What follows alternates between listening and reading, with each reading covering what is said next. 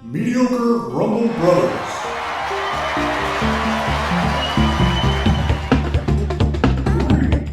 2, 1.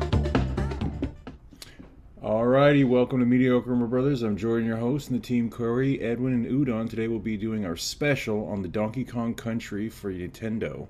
Before we start, let's go ahead and just go with what we did for the week. We'll go ahead and start with Corey. Go ahead and tell what's going on. I got some footage of Legend of Dragoon.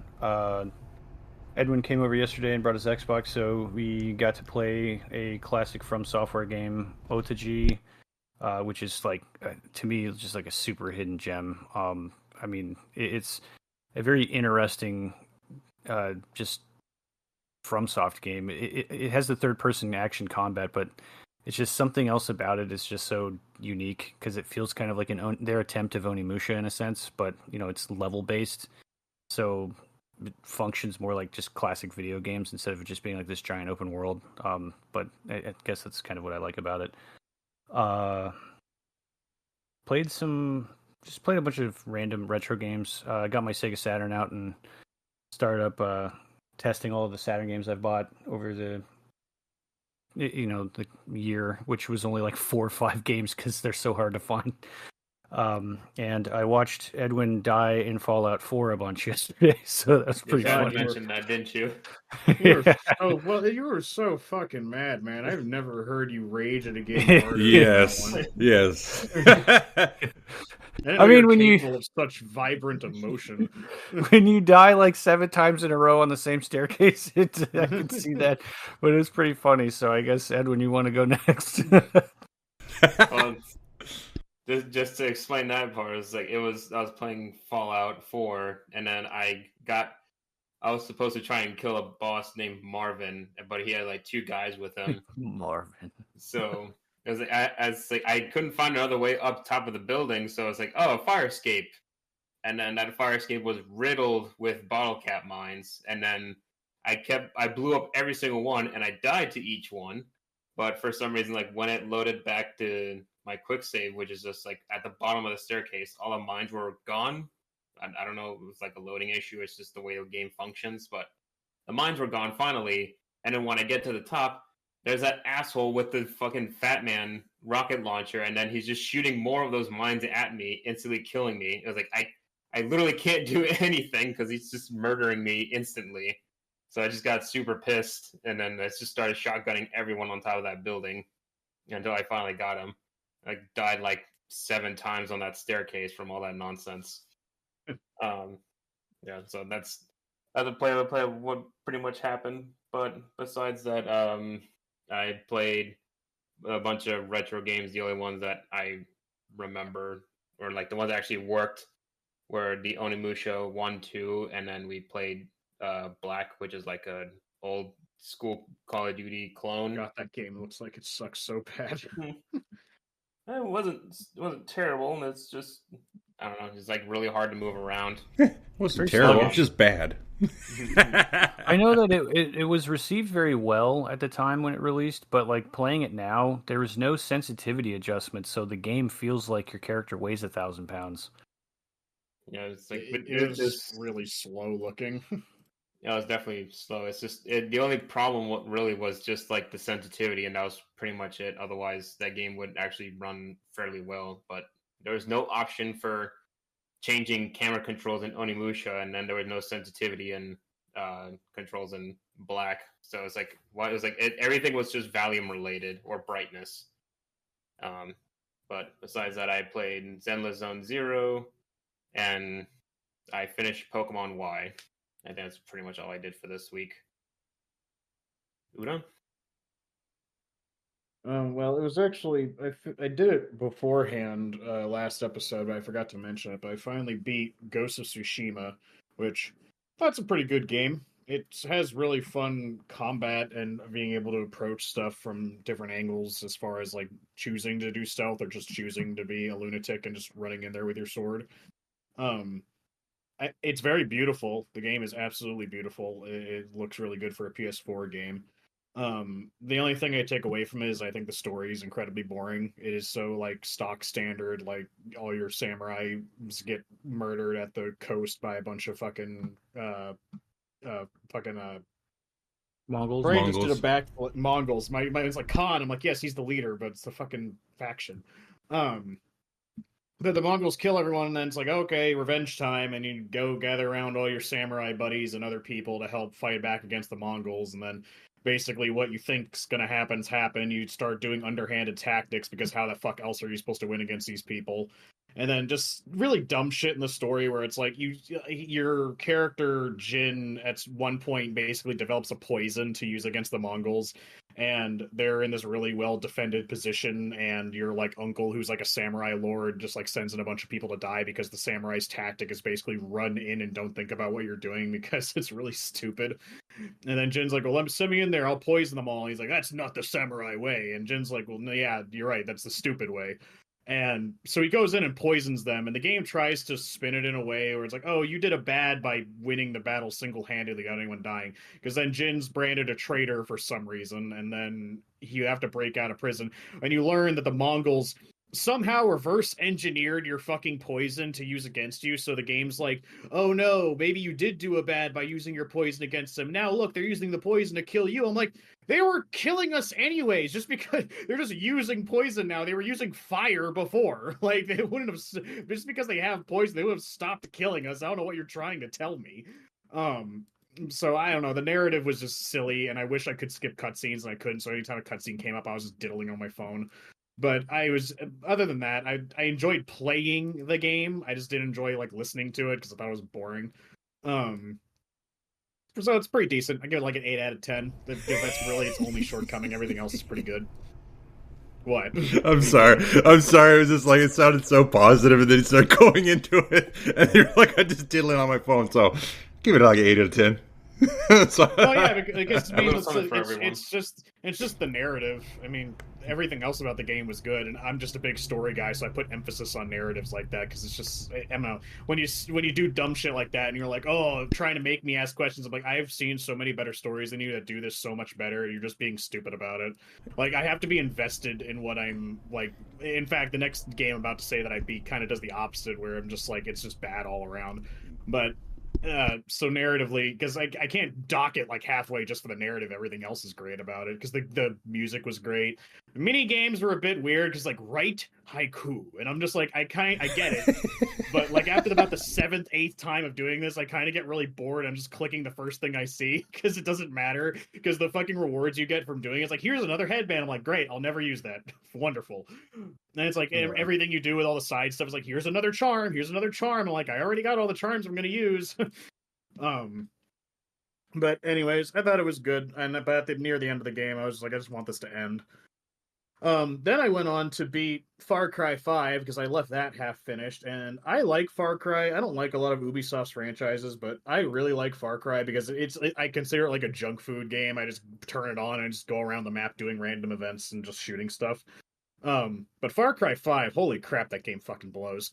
I again, it has a lot to do with the narrative for me, but again, I'm not playing Far Cry for the narrative, but I also don't think the gunplay and like the setting is very interesting because Far Cry 5, it's thinking set in like Montana in the US, and I don't really care for it. I think it's boring. That's like a subjective thing.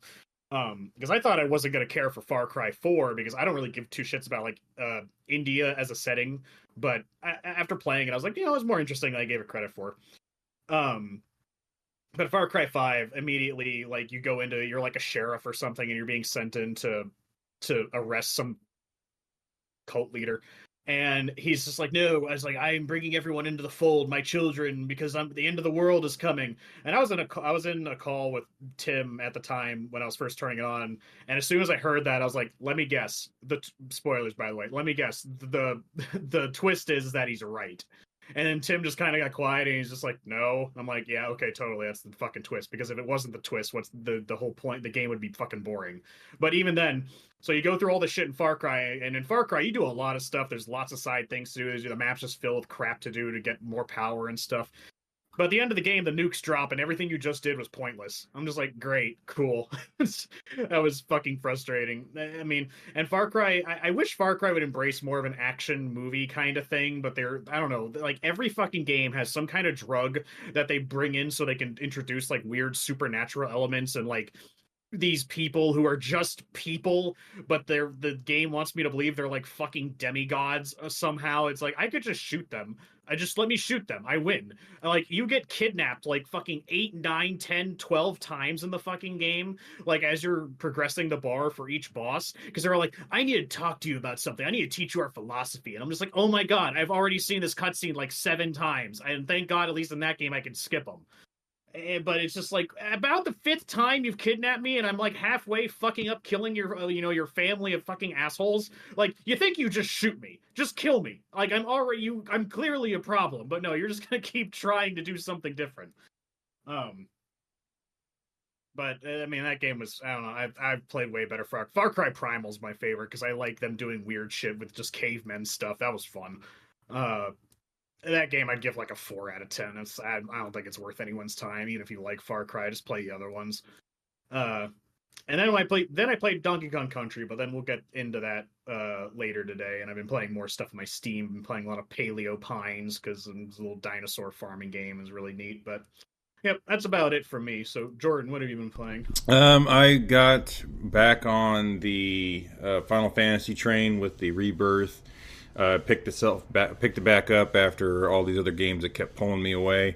So I wanted to see exactly where I last left off, and of course I got put into a really painful position where I was like going through all this kind of cool stuff, and then got put on I was doing this juggling thing of the guns and stuff where you're acting as a soldier and you're trying to basically like get this team to get the best score. So you go and you see like the head of Shinra, and then you end up getting on a boat, which then takes you across the seas, and then you end up doing some damn card game, which I enjoyed the card game, but it's the only thing that really sucks is that when you're away from the game for so long, you tend to forget what the rules are and how it plays. So that took me a good minute to figure out exactly how it was played, and then I was winning all of it, and then it was funny because I was just like, with how crazy and zany that this shit can get sometimes, you're just like, there's no way, but I just really don't want it to happen. And I was just like,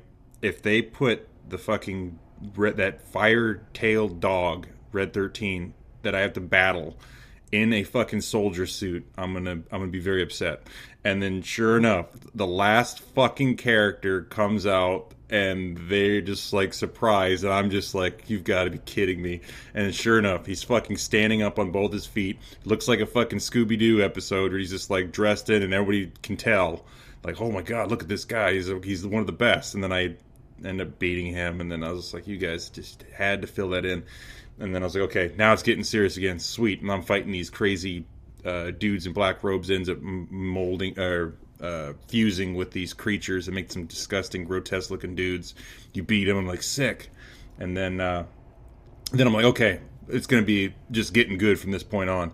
Nope. I end up going to Costa Sol, and it's the beach scene. You know, everybody's just like ecstatic. I'm not. I want it to be over with because this is just the filler, like in most of these stupid games where they put them in there and then they're just like, by the way, let's just add this crap of stuff that you shouldn't even have to bother with, but we want the game to just make you do that. So, by the way, you know, you can go take pictures of these cactuses, and then, you know, you're going to go help out this individual that just fired an employee, and then you, Aerith, the flower girl, just opens your mouth and says, how about I help you? And then now I have to fucking go searching around all of this fucking beach to go find all these stupid scooters to put them back where they need to go.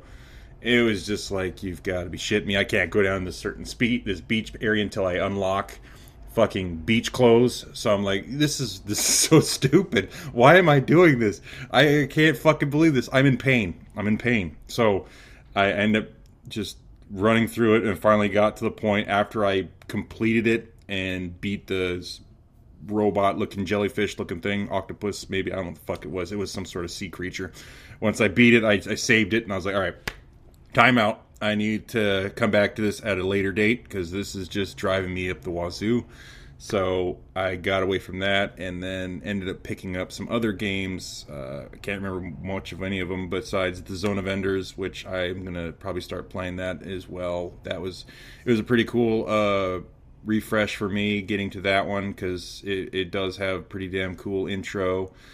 It is a little fast paced. It's definitely a lot different from any of those Hideo Kojima games where it's a lot of walking and such, or just a lot of things you have to be stealthy about. This one's basically open, beat the shit out of other robot-looking Gundam things, and so you're kind of like constantly staying busy. So I did like that, and then finally got to play some Left 4 Dead 2 with Udon. That was kind of fun. I do miss those moments when you're just dealing with the normal zombies, and then all of a sudden somebody just screams, "It's a fucking tank!" And then it's just like, oh shit, drop all your shit. Where the fuck is the tank? And then it's just hell on earth. You're trying to get all your shit together and just popping loads, throwing Molotovs.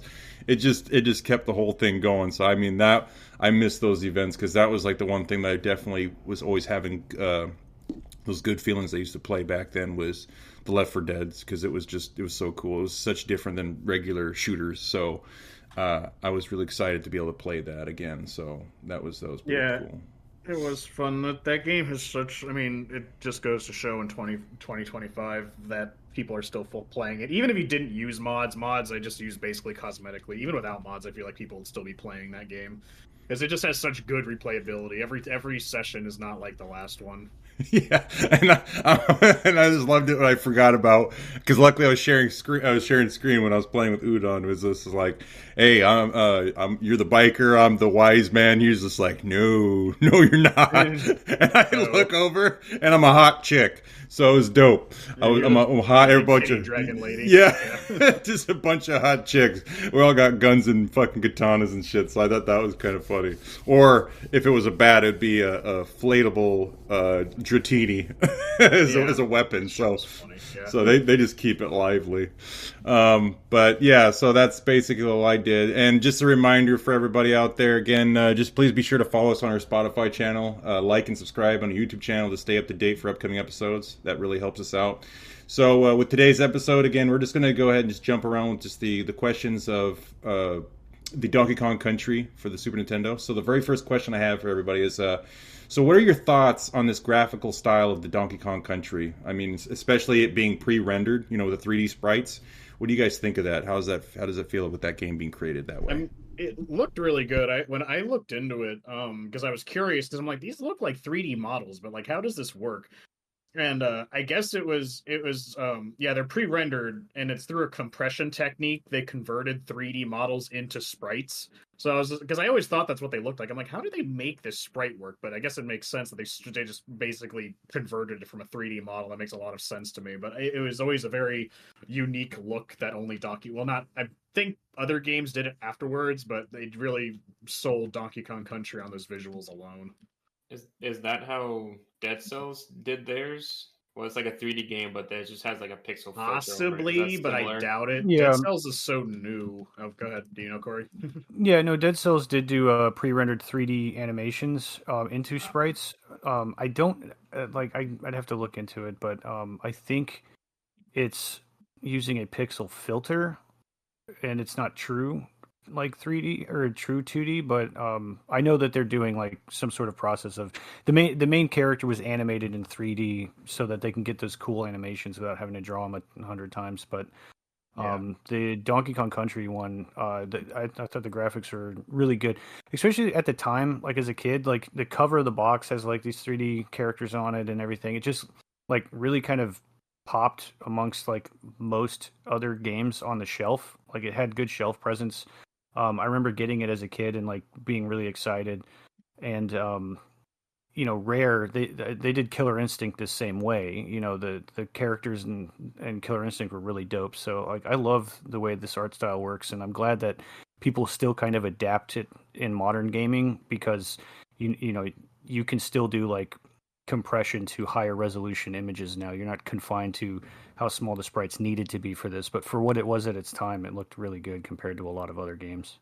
Yeah, Yeah. So with that being said, the next one I have is, so how did you guys feel about the Nintendo's influence when it came to the design of this game? Do you think it actually added a lot to creation for other future games that are out there? Do you think that they use this as a basically a way to figure out how to make a more visual game out there? Well, so I want to correct the record. Nintendo had very little to do with this game. This game was made by Rare, which is a British studio.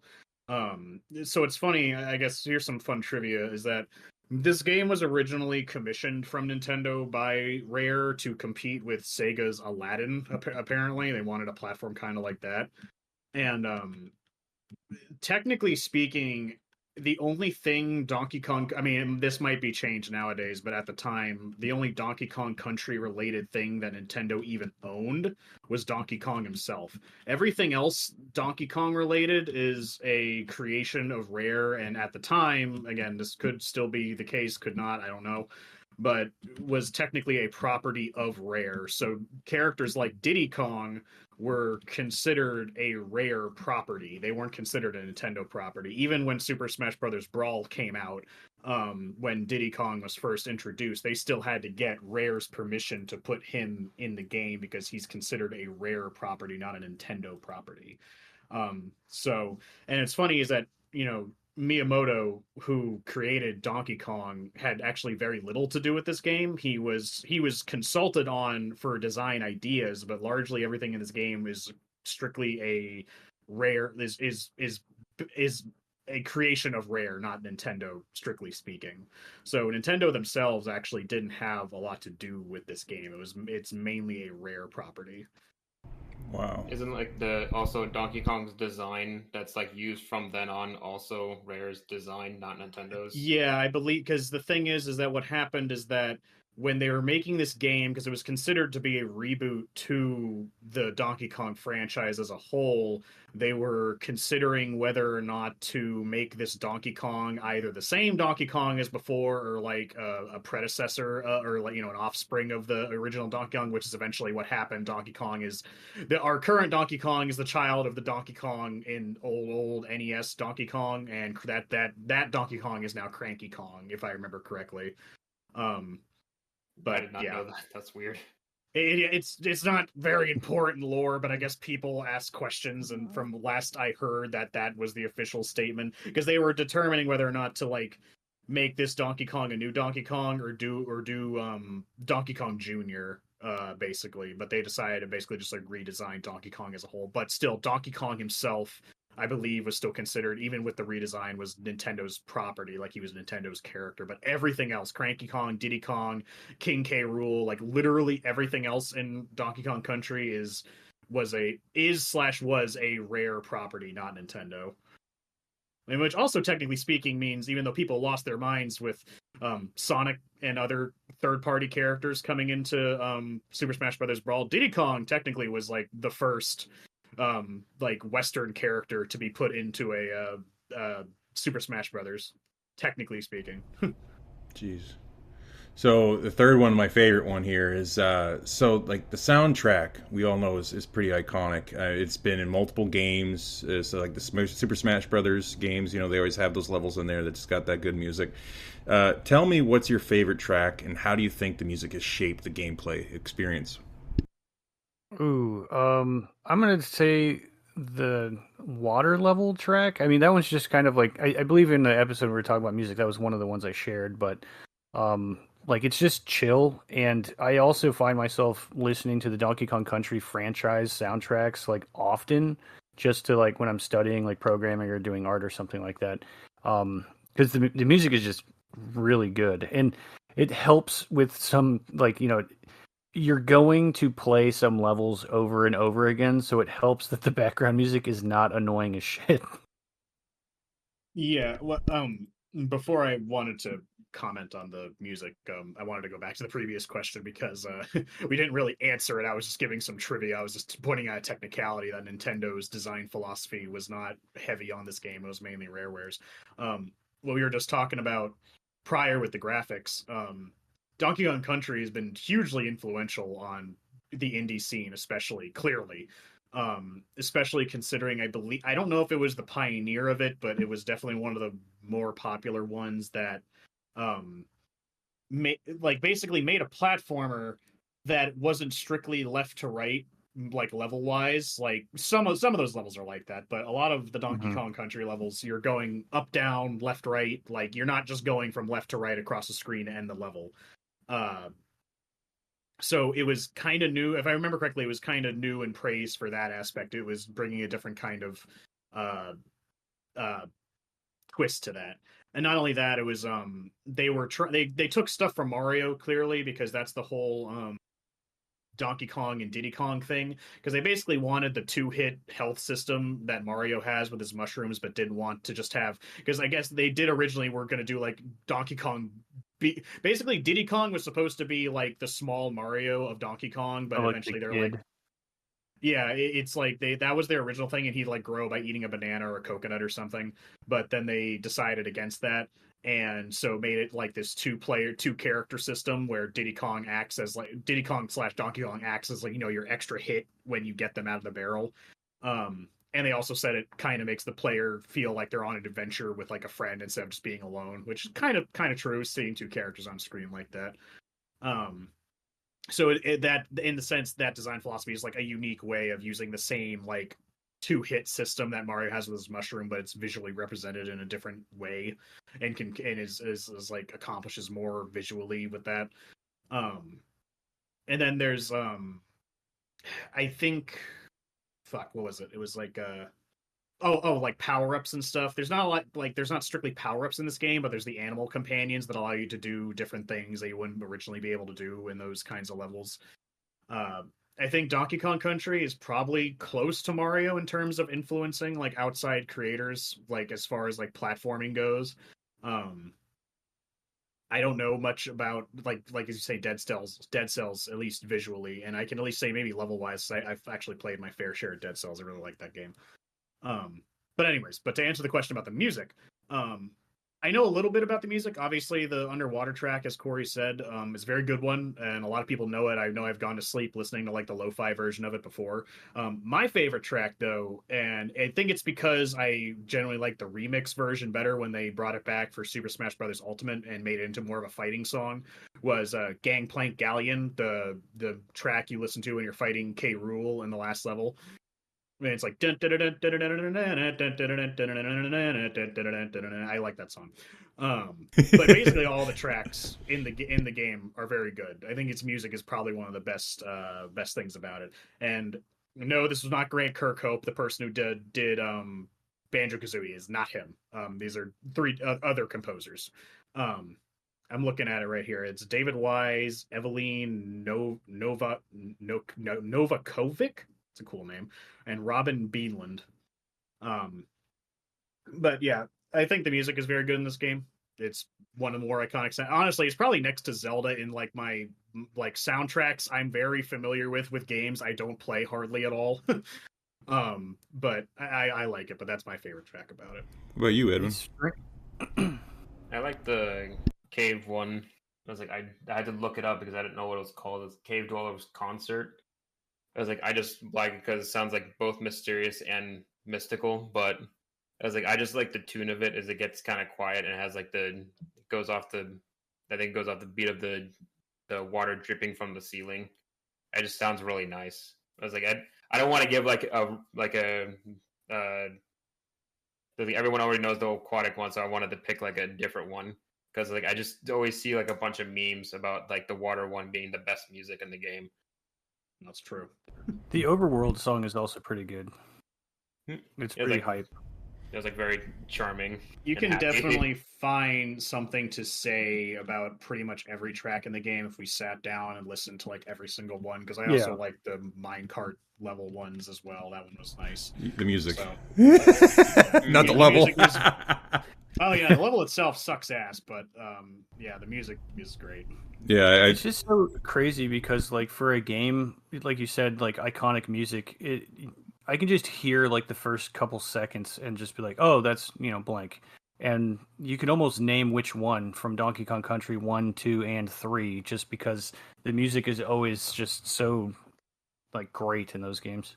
Yeah, and I mean, for me, I have a hard time being able to pick one that I would say is my favorite. I would just say, like, out of the outside of that is like they did definitely put a whole fucking mix together that was extremely like strong. It was definitely not like there was some parts here and there missing. I felt like they had a whole good soundtrack all to go with that game, which is pretty impressive. A lot of games they usually have a banger here and there, but then there's like some of those like, they could have done without. I was just playing through that whole game, even though it was like extremely stressful just because of the level design and how it was. But the music just kept you going. It was pretty cool. Like the very beginning, like just right out of the bat, like they got the freaking playing this old player or whatever, like old man is just playing it, and then it just goes in this crazy like intro with just pretty dope, and then you start with the very first level, and that's like one of those iconic ones, the dun dun dun dun dun dun, and just like fucking keeps you going, and that they have that in the Super Smash Brothers too, so that's awesome to be able to see that. Yeah, and it goes like some jazz shit, and they got the dun dun dun, like holy shit. So smooth. All right, so the next question I have is, so now that we talked about the music, so how does the level design in Donkey Kong Country balance in the challenges and the explorations that happens with that game? Fucking success. Yeah. I do enjoy the level art, like that goes with like the art direction of the game in general, of course, with like the way that they're rendering everything. I think that though I love the game, and we'll get more into like the overall thoughts, the level design really suffers from the 4:3 ratio because of the off-screen death like bullshit that happens. Because of some of the enemy placement is just really bad, and because they have a mechanic that you have Donkey Kong and Diddy Kong, but Diddy Kong can't kill big enemies, then you end up with this situation where you're just Diddy Kong, and sometimes it's only a big enemy, and there's nothing you can do about it. Have we confirmed that's a thing, by the way? Because when I was fighting that same barrel boss, I was down to Diddy Kong, and I had to kill the fat fucking crocodiles, and I was able to roll into them and kill them. At least I remember being able to. I mean, I don't think you can jump on their head, but like I've had them land on the moving platform, so it's like, oh shit, and then you touch him and he bumps you off, and there's like nothing you can really do about it. Yeah, you can't jump on their head, but you can roll into them and it'll kill them. Or yeah, but then I'll end up rolling off the platform to my death anyway, so it's just a setup for like oh shit. And then you have the little vulture guys that don't really have a pattern to the shit they're throwing around. It's kind of they just kind of. It's just cycling between position 1, 2, and 3 of which they're going to throw it, and so you can't really plan of it. Like I'm going to wait and now get them, and then the bees that are circling the barrels. If you get in the barrel at the wrong time, it keeps up with the bee, and it's like, well, I just literally can't get out of here because it's just going to fire me into spikes. Yeah, well, fucking speaking of the damn barrels, that was one of the biggest things that I fucking hated is that. The barrels, like, not saying that you couldn't see the next barrel you're supposed to go in, but I didn't know what the next barrel was going to do to me until I shot myself into it. Because there's quite a few instances in the game where you get into a barrel and you have to shoot yourself to the next barrel, and the next barrel doesn't seem to lead to anywhere, or there's like another barrel beyond it, but like that barrel's not facing the right way, so it's like you have to time the barrel you're shooting out of into the barrel you're going into, because that's going to instantly shoot you into the next barrel, but you have to time it to line up with that barrel. But I don't know that until I shoot myself in the next barrel, and then suddenly instead of shooting me like across, it shoots me directly down into the fucking abyss, and I had no idea it was going to do that. By the way, thank sweet fucking God that I played this game on the Switch emulator thing that has the rewind time button, because oh boy, I probably would have burned my house down at the end of this fucking game. How many times I died. I was trying not to use it that much, and then, as this video on YouTube version will show, I just start using it like crazy because it just became so second nature to be like, oh damn, slap, go back 5 seconds or whatever. Well, I mean, the only thing you're robbing yourself of, it's not an experience, it's the fucking slog to get back to that part where you're at, and God forbid if you run out of fucking lives doing it, So we're just saving time. Instead of wasting my time having to reload the level and get back to that point just to die again and I can just hit the rewind and try the same jump or whatever I was trying to do over and over and over again until I get it right, Yeah, I mean, but I played this game a lot as a kid, and so like I've kind of somewhat memorized in like it's faded over time, of course, but there's a lot of secrets in this game that are placed throughout the levels too, through like unmarked walls that can break. But I just kind of instinctually through the beginning of the game is like grab barrel, break this, go in there, get the thing. So like getting extra lives for me wasn't necessarily a problem, but the game does consume them very fast when you get to certain levels. Yeah. Yeah. I had only a little bit of experience with it. I actually never actually beat the game until we had this for the game of the month. I was a really shitty gamer when it came to this back then in the Super Nintendo. So I mean, these games in general are always going to be a little bit challenging, but to be able to play it without anything of that's where I was just screaming and getting very frustrated. I made it through, but yeah, no, there's a lot of fucking deaths that just come with it because you cannot see what's happening. Either it's a stupid vulture that spits little seeds at you, or a fucking orangutan rolling a giant barrel and you just fucking clips you, and you're just like, this is bullshit. This whole thing is bullshit. Yeah, because like I mean, when I was playing it casually before we were doing this, like I had saved up like I don't know 20 something lives before I got to the first minecart section, then lost all of them. And it has to do with like the fact that like Donkey Kong and Diddy are like in the middle of the screen, and it's because the game isn't super linear, so you need to be able to see all around you in case you need to go left or something. But like, I can't help but feel that like it's not bad game design. I almost feel like a lot of the platforms that people, when they were designing these levels, were like, okay, the player is more than likely going to jump here, so let's put something right here to fuck them up. Like I don't feel like people were doing it on accident. It happened too many times because like when I'm playing a platform, I like going fast. And going fast in Donkey Kong is a really easy fucking way to get yourself killed. Like I felt like I was going to have to start approaching the game like crawling in order to like not die at all. Because half the time when you're jumping to a different platform, if you're going too fast, you don't even know what the threat is on the next platform until you have already jumped and like your trajectory is set going on, like landing on the platform. And you can already see some fucking bullshit like a bee or a fucking crocodile or whatever fucking wait like coming up to bite your ass, and there's nothing you can do about it. You're like, God damn it! Like I just jumped, and I didn't even see it before I jumped because I was running and I was going too fast, and now I just fucked myself. So it's very frustrating kind of game design. Like I feel like like I said, I feel like it was on purpose. Like they were actively thinking about where you're going to be jumping to when you're making these moves, and like purposely putting something there to like fuck you over. Not to like necessarily kill you. It's like, oh, but you should have done something different. I'm like, yeah, but fucking now I guess now I know this game is all about trial and fucking error, it seemed. It would be way better if I had known going into it what all the threats were, but I mean, I can say that about fucking any video game. It's going to be slightly more enjoyable when you know what the fucking threats are going into it. So, yeah. You go. It's like the game overall is nice in a lot of ways, the design and the music and the sprites, but it's like the level design is. If the camera was just like a little bit further away, you'd actually be able to see what's in front of you. Because the only other game that I've ever died this much, there's like I wouldn't even play it realistically if it wasn't in this type of format where I had some kind of cheat to go through it, was Metal Slug, the way I call it is like a quarter eater mechanic, where it's just like random bullshit coming off screen at blinding pace. I think this is impossible unless you already knew that was going to happen. Like that you could avoid it, but it's like. It's just way too much nonsense that you literally can't even see unless you're like you already know it's going to happen or you died there before. And then it's just like you're just gonna. If this was an arcade machine, I would never play it. The only reason I like Metal Slug is because I slightly understood like the mechanics of it, but I never actually got through it.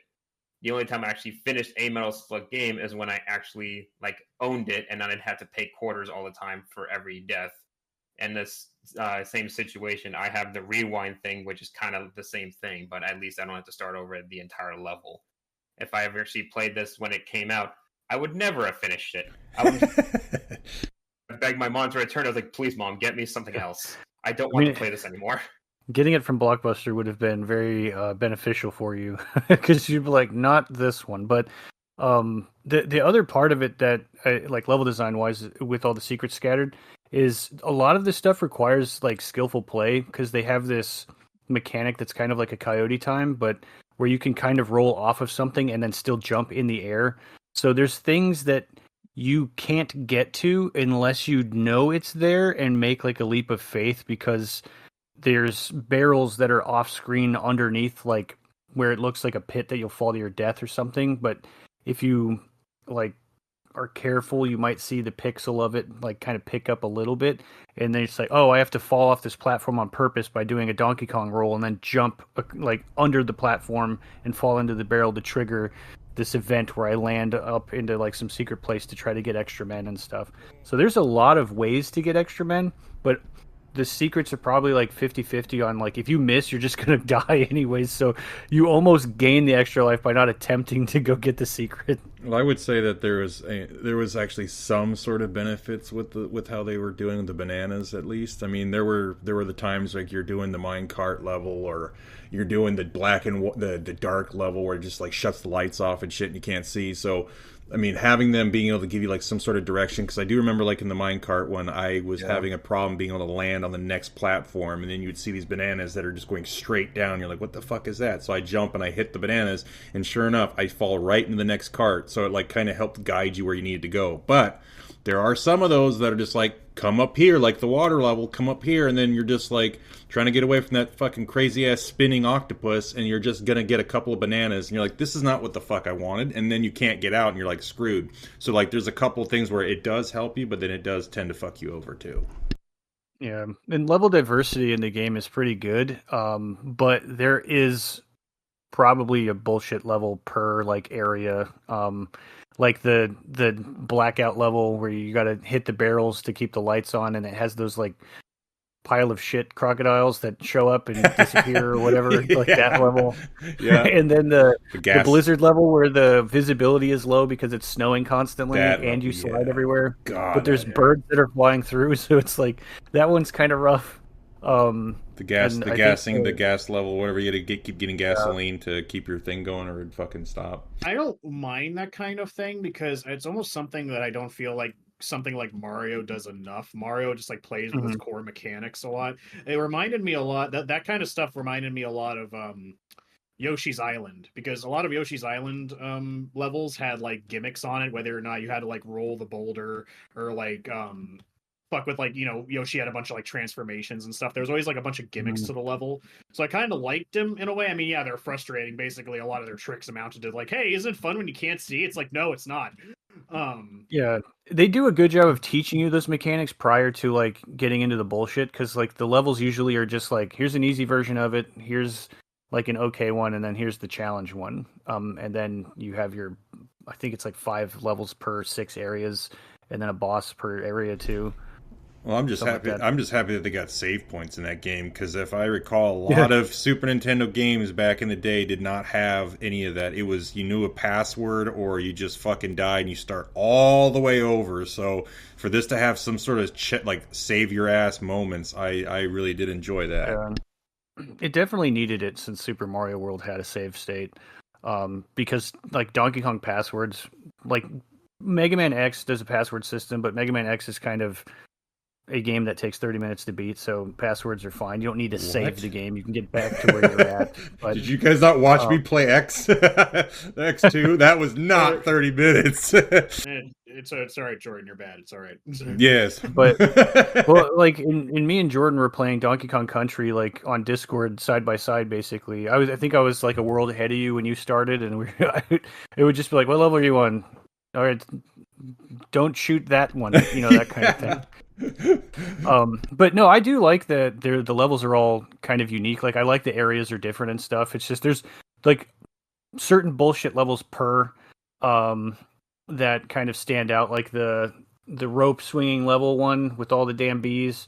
God, this fuck kind of the stupid ropes that go up and down automatically. I'm like, what is the logic? Purple and blue. With these elevator ropes? Yeah. I would say the level design in Donkey Kong Country 2 does is a lot better. But another level that I kind of like hated was like, well, one, I hate the frog, and The I hate the ostrich. You like, can't kill anything with yeah, the ostrich. yeah, the ostrich does suck. The frog at least can kill bees, but I think you end up with the frog on the level that has the giant rolling thing that chases you on like the weird Mayan level or some shit, and it's like I kept losing the frog to it, and it was just, and I don't know, that level was just kind of annoying, but yeah, that one was just kind of get away from the giant wheel, and it's like, okay, well, that's not that great of a chase level, but the frog makes it harder, so it's almost like don't get the damn frog, and the game is easier. I skip the frog every fucking time. Yeah. Yeah, because he just hops. He's not like, it's not fun to play as. Well, He it's like just jumps high. yeah, it's like when you get used to Diddy Kong and Donkey Kong's like way of how far they're gonna jump or their speed and everything. That frog like completely throws you off. So your timing and your length and all that shit is just off. So it's just like I can never tell what the fuck I'm gonna land, and then I'm just killing myself. So I'm like, fuck the frog. I'm gonna make that jump myself. Yeah, I do. Side note, really appreciate their checkpoint system and the DK barrel. Because you can hear the DK barrel when you're getting close, so it's not like you have to see it. You're like, oh, thank God. Like, I'm gonna get and then like I love the animation for when they switch between them, where they do like the high fives and stuff. It's like, I don't know, something about that is just so cool and fun. Yeah, I forgot all about that. Thank God that existed. Now that we talked about the design and level design, so I know there's not really much, but what can you guys tell me about the pros and cons between Donkey Kong and Diddy Kong as playable characters? Hitbox, God, it's the hitbox. Diddy Kong is just so much better to use to make clutch jumps, and the cartwheel. I feel like the cartwheel might get you farther, and he might move a little faster. I'm not exactly sure. I just feel like I'm moving faster when I'm him, but he's also smaller, so like it's easier to get around shit. Yeah. I mean, I just wanted to play as Donkey Kong most of the time because, quite frankly, I just have an inbuilt bias towards Diddy Kong because his face just pisses me off, mainly because of Smash Brothers. He was top tier pick in like Smash 4 and stuff like that. So constantly having to fight people with him and getting my ass kicked by him kind of made me hate the fucker. So I just wanted to play as Donkey Kong most of the time. Yeah, it's completely retroactive. Yeah, retroactively hating him. Yeah. I just wanted to play as DK because I mean, I'll admit, like when I look at the other Donkey Kong countries, when it just switches to like just Diddy and Dixie, Kong's on them. I'm like, I don't care, man. I want Donkey Kong. I'm a big monkey man, not little monkey man. That's stupid. But Diddy Kong plays the guitar when you win a level. That's in great. The second one. Donkey Kong can just like break his neck. I don't care.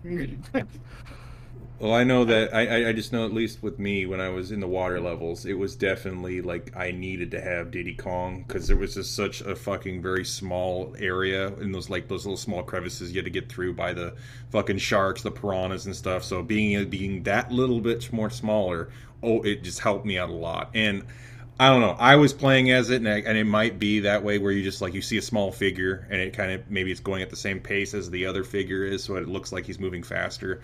I felt like if I played as Diddy Kong, I was moving a lot more quicker every time I tried to get away from those spinning octopuses and stuff. It was definitely for me important to have that is instead of having just Donkey Kong, because if I had Donkey Kong and it was only that, I would usually be fucked every time. So I was like, every time I played as Diddy Kong, it was working for me. And then when we were in the levels with the platforms, like what Corey is saying, I had to have Donkey Kong, or I was going to be in a world of hurt if I had Diddy Kong, because it's like the smallest bump would throw my ass off the level. So it was definitely a difference in comparison of the two when it came to those different level layouts. And I don't really know of a difference between them. It was like only based on what you guys had said, but I just played Diddy Kong just because I can see more of the screen of where I'm sitting at. Okay. So we kind of touched a little bit about it, but so the game introduced these animals, the buddies that you're going to be working with, like Romby the rhino, Ongar the swordfish. What is your favorite one? And just explain to me what exactly do you think was what made them unique of the others and why you liked them. Well, I mean, just as a quick side note, I thought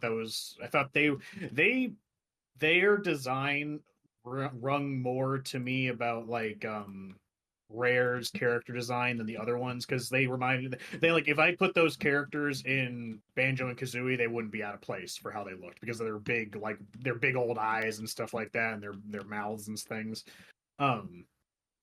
aside from that, I mean, Corey says he's like, I like the frog the best because I feel like the frog offers you the most buffs for your benefit, because the rhino can kill stuff, but he can't jump for shit.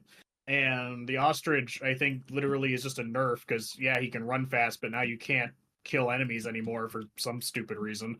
But the frog, he can jump, he can jump high. He's a little fast, and he can even kill the fucking bees. Like I like the frog. The frog was always just like the one that I found the most useful, anyways. So I like the frog. The swordfish was all right. I think that my problem with the swordfish is that those water levels have a lot of verticality to them, and he can only attack from side to side. And his hitbox is a little wonk, so I felt like a lot of the time I was like trying to stab something, and then the hitbox would end just before I hit it, and then it would just hitting me, and he was just he would just swim off like an asshole. So I don't know. I like the frog. What about you, Corey? I mean, I like the rhino, just because of like just bulleting through the levels. And I like the swordfish, but it just kind of sucks because there's only 5 like water levels in the game, and like everything else you almost could use the other creatures in them, but they're not in every level. At least I don't think they are. It's just kind of, they're only around if it's convenient, but I think the swordfish is in almost every water level. If I had to, it makes maneuvering in the water like easier, I guess, because you don't have to keep swimming. Oh, much easier. You're way faster, and your directional movement, like in all directions, is much easier. Because otherwise, you can go up really fast, but God help you if you need to go down. You're just at the mercy of how slow he sinks. Also, I did look it up, and Donkey Kong and Diddy Kong do have notable differences, with Donkey Kong being able to kill bigger enemies. Diddy Kong is faster, and he can jump farther, but he falls slower than Donkey Kong as well. And Donkey Kong can throw barrels farther than Diddy can. Oh, I wow. did notice that one, because when I was fighting a boss that needed the barrels to be thrown, like when I was playing Donkey Kong, he would huck it like a man, and then Diddy Kong just like Hucking like a bitch. Diddy Kong would just like fucking throw it directly into the ground. I'm like, you little wimpy bastard! Like what? Looks at screen. Yeah. I'm talking to you, you little monkey bastard. Well, you, Edwin. Yeah, I'm with Udon. Was like, I like the frog and the swordfish. Though the swordfish feel like it actually is a bigger buff, because it was like in the water you literally can't do anything, whereas like the swordfish at least gives you like an extra life to not lose Ducky or Diddy. So it was like, and also it lets you hit enemies from the side. Like there is a lot of vertical going up and down, but most of it is just like side to side. At least you can hit like anything that's coming at your way. But it was like the frog, I forgot it can jump on bees, which it is also useful, but he does hop, so you can get hit by something that's like flying over you. And Corey, didn't you say that there? I mean, what didn't you say? Wasn't there another animal? I forgot that there was. You said it was like only one level, possibly, that you were able to use it. I forgot what it was. Because I know you had the rhino, you had the swordfish. No, I think there's an animal that appears in one of the levels, but he's not playable until the next one, which is the bird. The bird. Like there's a parrot that appears in the second game for like the pirate levels where you can fly instead of having to climb all the damn nets. Okay. They replaced the ostrich with the bird because the ostrich is useless. Yeah, basically. Yeah, the ostrich is freaking stupid. All right, so now that we got about that, let's just talk about the standout moments. So, what level from Donkey Kong Country you will always remember, whether it's good or bad? Yeah, I mean, it's definitely. I would say, yeah, the minecart level, because it's. I thought, honestly, well, first I was thinking the game was a lot longer than it was. So when I got to the minecart level, I was like, oh shit, now? Like, I thought I at least had like 15 levels before I got here. But the very first level is like super iconic. It's such a great just great introduction to the game, though. Like Donkey Kong busting out of the house, landing, and then the music kicks up, and you're just immediately playing, and all the stuff is just laid out in front of you. It's such a good first level that I think needs to be referenced a little bit more, because there's always reference to the very first Mario level, when it comes to level design, but I think Donkey Kong really does a good job too, because there's secrets in it, multiple paths to take. If you're like skilled at jumping, you can get on top of the trees, or you can go back up into Donkey Kong's house and find an extra life. There's You can just go a bunch inside the of stuff. cave and get sad. Yeah, you can go inside the cave, like, dang, you took all my damn bananas. Yeah. Well, this for me, me would be the snow level. I would say that the mine cart was difficult for me, but for some weird reason, I had a hell of a lot I had a really really bad time in the fucking mountains. Like the one that we were talking about, Udon, about the barrel one where you're getting shot around and there's fucking like I think you went through at least 15 barrels that you just had to be lucky with the timing, or it was going to shoot you into the fucking abyss. And then you just have to start all over and do it all over again. And the only thing that was saving my ass was that I would get 3 of those ostriches or whatever. It was 3 of some animal. And then I would be able to do the bonus round to get my fucking lives back. Because that was the only way I was able to do it. If I didn't, I would be screwed. Mm-hmm. I mean, if it's not the mine carts for me, since that's an obvious answer, it would probably be. I don't know if you count it as a level necessarily, but I do enjoy just like the last boss fight with King K. Rool because I like him as a character, and I think his music's fun, and him himself. I mean, it's a fun boss fight for what little what platforming boss fights can be, and then it has a little fake out ending and stuff. That was funny. I'll remember that. Or if not the minecarts, then definitely those gimmick levels too, with all the lights and stuff like that. So. Yeah, another one I think of is the forest level when the fucking beavers up in the trees. But the only reason why I remember that is because it reminds me of just like Endor. Yeah. Like, and I think that might be the joke, right? Is like there's beavers in the trees and then like the little Ewoks or whatever. But I think of that level as well when I like am thinking back to Donkey Kong Country.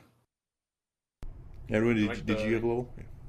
Yeah, I like the crystal caverns. It just looks really nice. And the gimmick for the purple and blue ropes is just it was just unexpected and kind of funny. Where it's like the blue ones like automatically make you climb up, while the purple ones just make you slide down. It's just a weird mechanic that I wasn't expecting, but also the level looks really nice.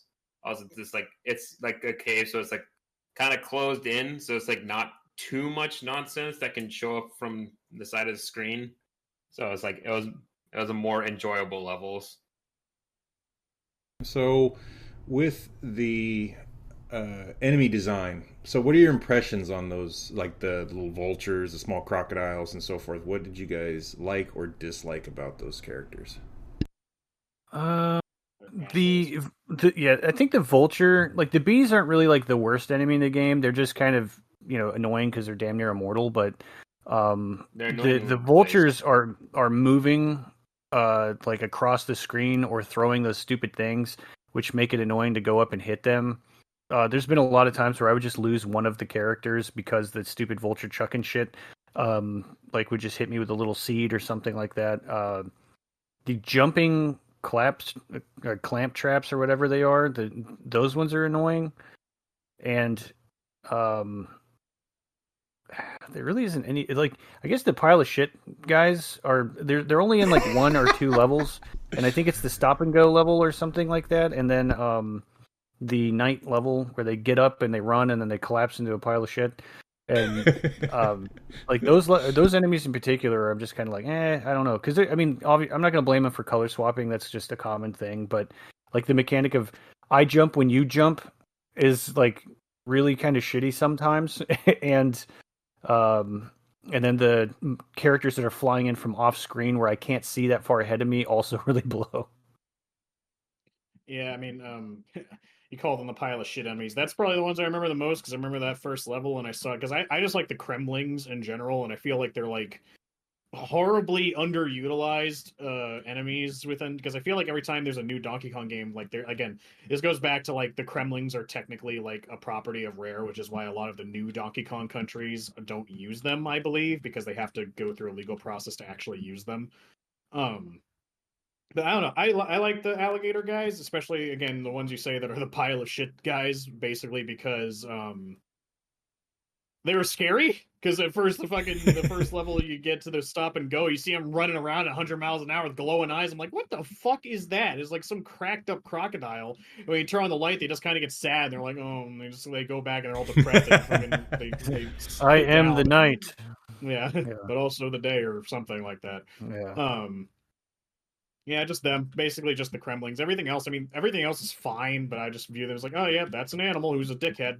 Especially the orangutans. I was just like, what the fuck? Yeah. I thought you guys are supposed to be on my side. Why are you working with the crocodiles? The random ass orangutans that appear like later in the game. Yeah.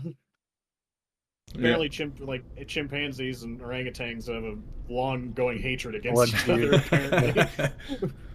I as much as I hated them, I did like the design of the bees. They look kind of cool. They're like, they're massive. They're all spiky, sharp looking design. They definitely stood out from a lot of the other enemies that I was seeing. So when you see that giant ass bee, of course, it just really enraged you because you had to either go underneath them or above them. You could never really hurt them unless you had a fucking barrel handy.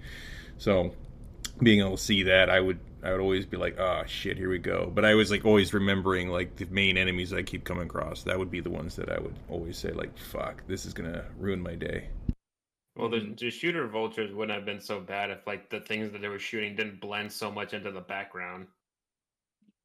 Yeah, they're like a light brown seed or like an acorn or something, or probably a coconut. I didn't care. I didn't like the small vultures were fine, but yeah, the ones that like stood up on higher ledges and just started like, chucking hazelnuts down at you, I'm just like, what the fuck are you doing? Go home. Would you have something better to do? You sit here throwing shit at me like these little nut things. It was fucking weird. Got shit in my feathers.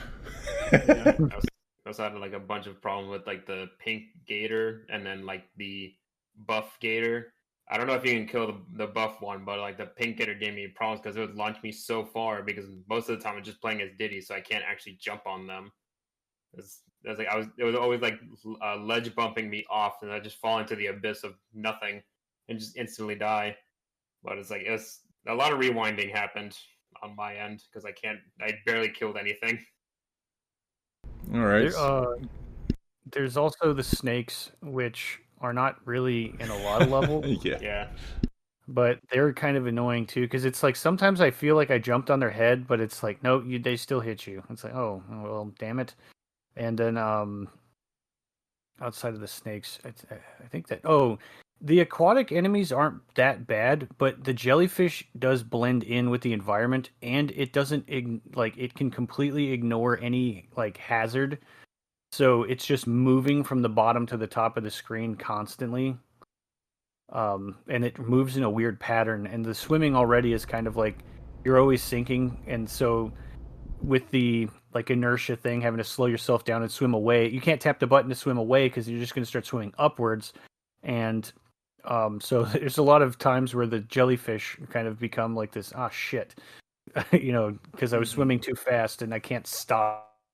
And if I can think about it, I don't think this game utilizes spike pits or any sort of instant kill like object outside of just besides the bottomless pits. Yeah, so the bottomless pits, they're frequent. There's no like electric floor or spike trap or flamethrower or something like that that's anywhere in this like game. So it's either you fell off the level or you got hit by an enemy two times. Yeah. So now that we were talking a little bit about the King K. Rool, what do you think his design versus the other bosses that you encountered? How was there like a huge difference between the two, or did you feel like there was some sort of uniqueness between them? What exactly do you guys think about that? King K. Rool's cool. The other bosses are kind of meh because they're just big versions of regular enemies. Outside of the one is just a vulture head that pukes at you, and then I couldn't believe the fucking barrel. I was like, guys, really?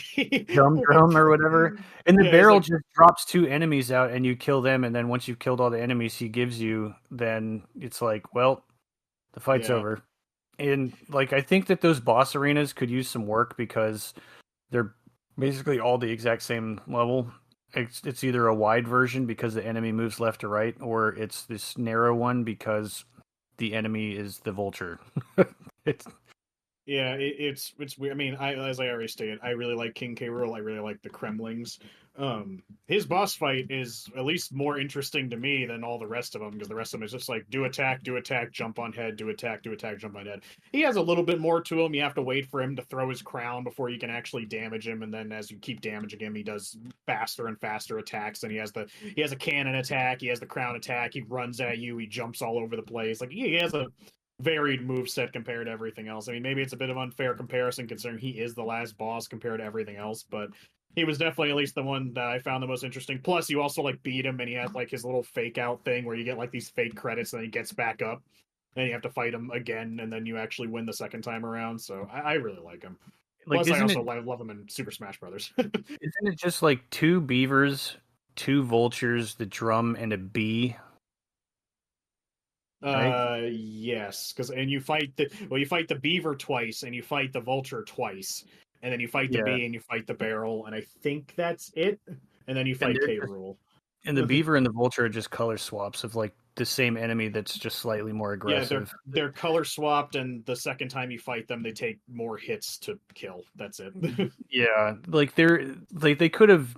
I mean, like they programmed the entire game already, so why not? I'm sure that it's like having a pitfall during the B one where he's like, maybe I have to jump into a barrel to shoot myself over top of him to time it. Like the boss design for them could have been a lot better because like I would say the minecart level, and we always go back to the minecart level, which is the notorious level of Donkey Kong Country. It's harder than all the bosses. Yeah, and I think the hardest part about that is like when they're asking you to do the jumps, like from when you're going uphill on the mine cart and you have to jump over to another section at an angle. It's like really Yeah. awkward because of how the fucking physics work in the game, because you lose momentum. So the timing between these jumps always changes depending on whether you're going up or down or straight. So it's Yeah. just aggravating. And every jump in that level is exact distance. It's not Yeah. like a little bit of leeway. So, but there's no like platforming in the boss fights of any kind, which is strange because it is a platforming game. And you can, I guess, make the argument too if you compare it to when Mario's fighting Bowser's children. There's a little bit in the vulture one because you have to use the bouncy Oh, the tire. the tire to get on top of his head. But that's like the only one because everything else you just don't have an item for. Yeah, it's because like Mario when he's fighting Bowser's kids, like the level kind of teeters, and you bounce when you land on his head, so you gotta try not to fall in the lava, which is an instant kill or something like that. And then like that actually has like motion to it, but for a game that has like so much jumping and climbing and all types of shit, it's just like a room, no pitfall, giant enemy, hit its head. It's like, Yeah. oh, okay. All right. And then so with like for instance the bonus levels, whether you're finding them by breaking it with a barrel or you just get enough points because you got the 3 animals required to be able to get that. Do you feel like that added to the gameplay, or do you think they could have done something different? I think it's fun because half the fun of a platformer is collecting whatever your equivalent is of a fucking coin, which in this case is a banana. And in the case of those specific levels, it's like the golden idols of the whatever creature you're controlling to do the extra mission. It reminds me of the small sections you can find in like Super Mario World where you get like the cape or something, and it's just a room filled with coins. And the whole purpose is to just fly around and get as many as possible to get a shit ton of 1-ups and keep an eye on the timer, because if you spend too much time in there, you're going to run out of time to actually finish the level. So it's just fun because it's just like, oh, dopamine, shiny things, grab all the shiny things, and you get a bunch of extra lives for it. So I thought it was fine. Yeah, the secret levels are it makes the like replaying the game fun too, because you like finding things that you didn't find before. And I believe that's how the percentage of the game is counted, because you could beat the game and it'll still say like 50% if you found 0 secrets. So you have to find all the secrets because the game itself doesn't have like a score system. You don't get points. It keeps track of your like lives, I guess, and then whether or not you found the secret room, because you can go into a secret room and totally just biff it and then get nothing, but it still counts as finding the secret room. Because there's been times where it's like, oh cool, I got 3 bananas instead of 3 frogs or 3 swordfish. The ostrich is the only, like, I think the bonus level is where that ostrich is only useful, because I feel like that's the one where you get most of the like collections when you go to his bonus to fly around and just get shit, because it is like Mario's cape in that sense. But the swordfish one is kind of annoying because it's just like lanes of like a checkerboard, and then the frog is just jumping up and down and collecting. It's kind of the inverse of the ostrich one. All right. So, what do you guys think of the Donkey Kong Country with the being a platformer, and how does it stand out from other games that you guys have played in the past or currently? What do you guys think that Donkey Kong did that was really good? Its visuals, the controls themselves are pretty tight. I don't feel like I don't like every time I died in the game, I don't feel like I died because the controls fucked up. I feel like I died because whoever designed this level is a fucking asshole. Um so like it feels good to play, but I don't think I'd ever play it again. I haven't played a shit ton of platformers in my life. Because I'm kind of picky when it comes to them, but out of all of them, especially like an older one per se, like Christ alive, let me play Super Mario World instead of this any fucking day.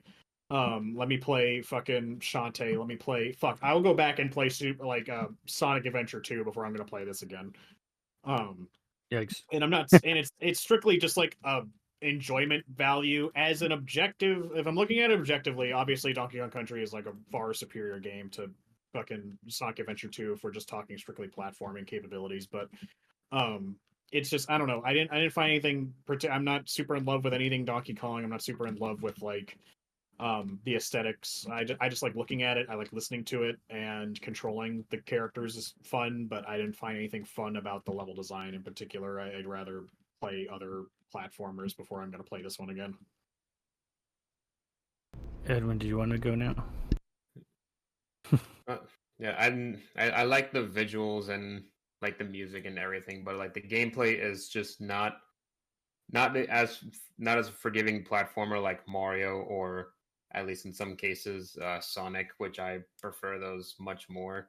Like as I keep saying, it was like, but Corey doesn't understand. It's like while playing this game, it's like I just feel like playing Donkey Kong 64 much more, just because of like how much everything is just like reminiscing of when I played it when I was younger. I was like, I'd rather just play Donkey Kong 64 instead of this one. I was like, I just prefer playing that one more over this one.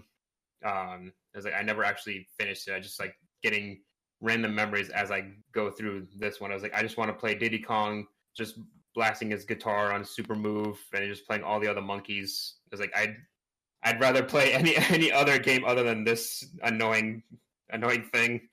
I was like, I like it. I can understand why people like it, but it was like as I said earlier, it's like if I played this as a kid, I would not have bothered finishing it, and it would probably just like fade into just just an annoying memory of like a game that I did not enjoy, but I was stuck with. Like if I can try and use my imagination to place myself back as a child when I had a Super Nintendo. I never had Donkey Kong Country. I was more of a Star Fox, Super Mario World guy myself. But if I had to try and picture what like how I would like this game when I you couldn't buy new games very often and you had to like throw yourself at these same games over and over again, would I like it? Probably. I probably would have a lot more nostalgic feeling because I feel like as an old game, as Jordan said earlier, I don't really care for how far few in between the save points are. But if this is your only game and you're just kind of throwing yourself at it over and over and over again, there's way worse games to be doing that with. At least here you can just keep experiencing the visuals and music over and over again at the very least. Um, I don't. It's kind of like how I feel about Metal Gear. I think this is a good game. I just don't like it personally, and I probably wouldn't play it again because it's not something I particularly like. But I mean, it's hard for me to retroactively know what I would feel back when this game was much more relevant and not having to compete against modern platformers. So I If it wasn't the game of the month, I probably wouldn't have ended up playing it to begin with. I would have played it eventually because I was playing it casually before we did this because it was like, oh, I like learning about old games. Obviously, that most of that trivia I had just in my mind from shit I've heard about Donkey Kong Country. because it is an important game. It's very popular. It did a lot of firsts for the genre, and for the time period, it was very innovative. So I think it's historically a important game, and I was probably gonna play it eventually, but casually, I was already starting to get frustrated. Thank God for the fucking rewind button.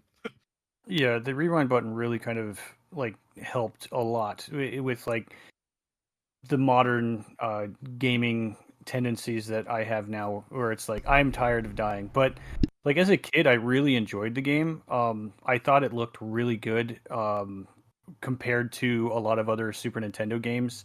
It's probably one of my favorite platformers on Super Nintendo, and I played it a lot more than I played Super Mario World as a kid.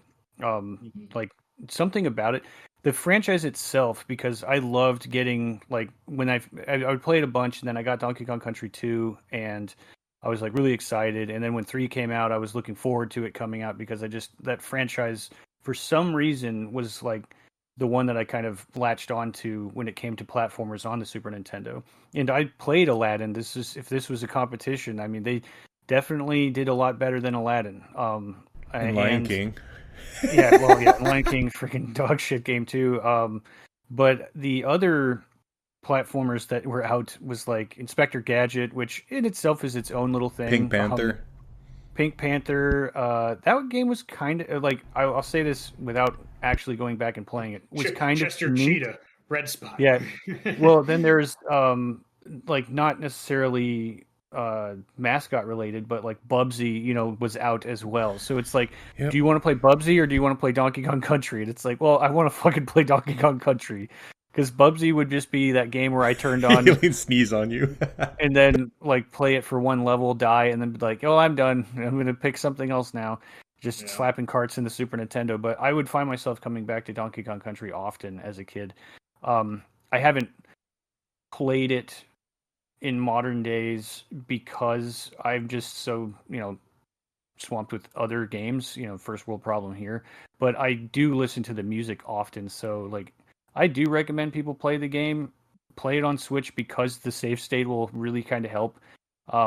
Like just to experience the game yourself. But yeah, it's not something that people do go back and play because it's, the horse shit that does kind of live in that game. But I would say similar to Udon is like, it's a good game.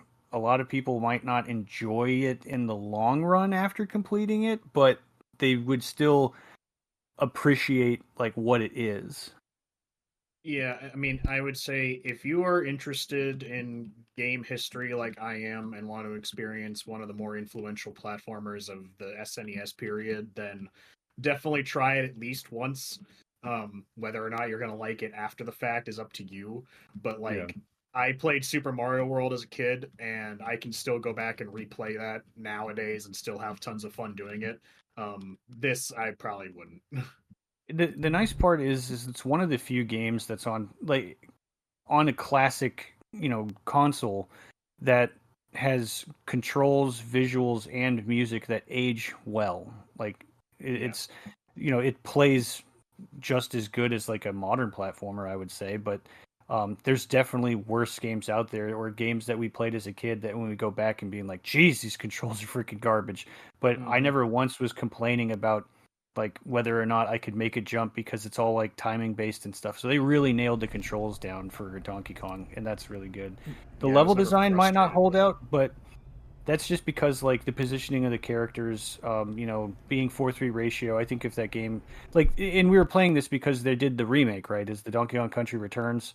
Yeah. To Switch. So I'm sure that that game probably is a much better version of what walked so it could run, I suppose. And for me, I mean, it is definitely kind of hard for me to be able to get myself away from being subjective all the time. I mean, it's just a lot of good feelings that I've had when I played this. Just reminiscing back into those feelings that I had when I was a kid, to be able to do it again. It was awesome for me to be able to replay it. I unfortunately would want to play it again later. Again, it's just something that I had felt in the past that it was always a good thing that I was always able to do. We would listen to great music at the same time, having very simple controls, enemies that are they're not too complex. I mean, once you figure out what their movements are, you can basically be able to take care of that problem. Again, it is the issue of that fucking off-screen set that definitely ruins the game, being able to not know what the fuck is coming your way. But you know, I was never really getting mad at it. I would just be ready to redo it again as long as they, like I said, had the save points, and I figured out how that all worked out. I was able to just go ahead and keep going through. The bosses were way too easy, and I know that that's something for me should never be complaining about since I do not game that well. So for that to be said, there could definitely be some changes made to make it a little bit more challenging.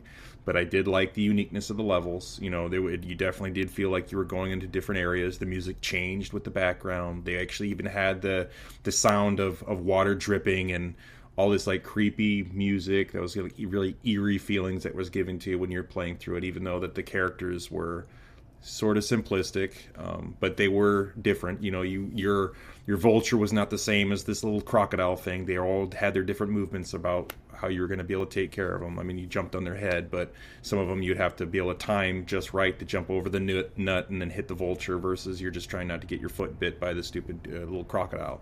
So, I mean, it was very simple, but it was just something that brought up a lot of good memories, and I just liked how the whole game flowed.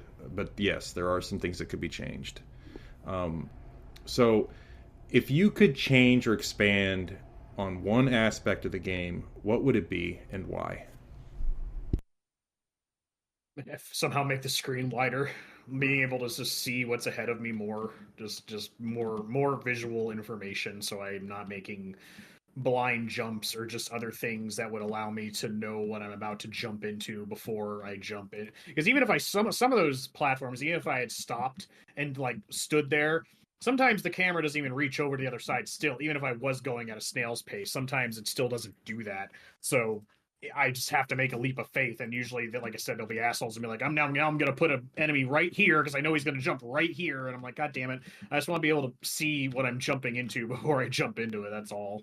I would just like either make the screen wider, like somehow just giving me more visual information, or I don't know how you would do that, but that's all I would do to it. Really, I think that would improve the game like dramatically. Is just being able to let me see more. Yeah, and that's probably what they're doing with the Donkey Kong Country Returns. It's just the like camera mechanic. I mean, there's limited mechanics in general for the game to have. Like, it does build on itself with the franchise as it evolved, but it does have the similar camera issue as it goes forward. So I think having a leading camera would be really good because like the character can be in the left side of the screen, but if I'm moving really fast, the camera could kind of move forward a little bit to give me like leeway into what's coming. And then I would be able to, make proper jumps instead of just yeeting myself into the void and hoping I land in a barrel. Yeah. Either the camera like being wider just so you can see what's in front of you, so not everything is just a complete mystery like 10 steps forward. But the other thing is just the specific part of the level design where it's not everything has to be so precise just to do it. But I feel like if the camera was a little further, you'd be able to like actually know, like prepare a little bit more beforehand, like actually knowing how, like when to jump, how high you need to jump, and how far. But like if not for the camera being closer, then at least not everything having to be super precise, like the barrel jumping, the jumping from cart to cart, and then the jumps over like bees and all that. It was like that. All that kind of got really annoying because you had to be so perfect with it. I think another thing they could do is add more verticality levels. Well, obviously we said earlier too, like the boss fights could be designed a bit better. But having verticality levels where you're going up and climbing, I think like the water levels kind of do that. And I know Donkey Kong Country 2 has like the net levels where you're climbing the pirate ships and stuff. But because you're on the island and you're kind of climbing this giant mountain that looks like Donkey Kong's head, it would be neat to have levels that were very reminiscent of like Joe and Mac when you're going up to the pterodactyl boss, where it's like the level doesn't go left to right. You're just going up and watching for things that are falling down. That could have been kind of a neat aspect too, because there isn't really a level like that in Donkey Kong Country. I'm the same. Boss design was like really the one thing that I knew of was probably something they could have actually changed a bit more instead of it being just a pop their head in and you jump on their head or something. And I know it would be kind of a little bit of a challenge because you have very simple mechanics that you're going to be going off of, which is you just either throw a barrel or you jump on someone's head. So if it was to make it different, it would probably just be more adding of things that are going to be like obstacles in your way. I wouldn't say that he is able to do something more different. Just really the characters and stuff will be maybe more unique. Maybe not just have it just a blown up version of one of those animals, but maybe have something else that just was not there that they could fight. Maybe like some giant fucking, I don't know, some sort of bird or something different. Just make it more unique than it was. So I guess final thoughts on the Donkey Kong Country. What do you guys think of it? And score. Definitely, like I think I already up, but I guess I'll say it again. It's if you're interested, try it. I don't know if this is particularly for everyone. Again, some people can't go back and play older games. I think it's designed well. The sound design, visual design, and controls are top notch. Um, Level design is iffy, and I think that's mainly due to lack of information. If I was able to see more shit ahead of me, I feel like the game would be immensely improved. But that in and of itself has killed me so many times. It is incredibly aggravating and detracts from the game a lot because obviously killing you and not letting me progress forward in the game's fucking terrible. But I can't. If that's really the biggest flaw I can find with it, I can't hate it too much. And I don't want to have another Metal Gear situation. Like I said, I think it's a good game. I just probably wouldn't play it again. Taking into account that's like the worst thing about it. I'd probably give it in like kind of like I gave Tsushima, probably an 8 out of 10. It has some problems, but ultimately everything else is so strong that it doesn't drag the entire experience down. Um, if I had played this over the course of the month instead of just like pretty much within an hour, probably would have given it more time. But if I had to put, I wish I was taking a tally of how many times I died. And like I said, I'm willing to admit when I fucked up and I died, but 90% of my deaths were just due to just shit I wasn't able to see prior to doing something, so it just killed me. And if I didn't have the rewind button to just reset it and try again immediately, there'd be so much more time sunk into this game. I'd probably be a lot more sour about it. Uh, so yeah, 8 out of 10. If you are even mildly interested, I don't see any reason to not do so. But do it if you can on the Switch emulated version where you have that rewind option because that vastly improves the play experience. Unfortunately, that's technically not the OG experience, but I mean, it's good enough that for my collection, I'd probably go get a cartridge of it at some point just to have it for the sake of game preservation and game history. But whether I play it again or not, that's up in the air. So I think it's a good game, but I wouldn't touch it again. I would probably give it, because of like how fond I am of the game, I would give it like a 9 out of 10. I would recommend playing it on the Switch, of course. I don't think the state saves take away from the experience because it'll just keep you a little bit calmer if you were playing the original version. But if you want to try to do it that way, I mean, it's almost kind of like playing a game on hard mode to just get the extra challenges to play it the way it was intended to be played. But once you kind of understand how the level is, which is how a lot of old game design was, is just kind of learning through repetition. It's not as hard as it like we're kind of setting it up to be. It's just sucks that it'll take like 30 deaths before you're like, all right, I got it. Like, and that's just because you can't really see far ahead. That's all. But yeah, I would recommend it. I would give it a 9 out of 10. What about you, Edwin? I'd probably give it like a 7 out of 10, mainly because it's just like for me, it's a very frustrating game to play. I don't think even with a month I would actually be able to finish it just because of how aggravated I'd be thinking about playing it. And then just like actually keeping you up at it. night like that fucking crocodile. Yeah, it's like that. That's why I picked. It was like, oh, thank God, it's on the Switch. Otherwise, I'd actually question. It's like, should I even try playing this? Because like after like the first couple levels and the minecart levels, like if this is how the rest of the game is going to be, I made the right choice playing it on the Switch with this rewind thing, because it's like it's just I can understand like why people would like it, but like for me, it's just like I was like I don't want to be like aggravated while playing the game, and I don't and like having to finish it in a month is like at what point would I actually like give up playing it? It looks nice, it plays nice, but it's like the design of it all is just like not for me. As like it's just too aggravating for me to like actually like make a choice of like, yes, this is what I want to spend the next couple of hours playing, and just be mad about it. So it's like I understand why people would like it, but it's just not for me. I'll just like take a mark off for like each issue that I have with it, so it just ends up being a 7 out of 10. And then for me, I mean, I'm gonna try to separate myself from it because it's really hard. But I'd probably give it a 7.5 out of 10 if we're talking about someone else other than my own. I really don't know, just by the hearing of the others that have been playing it.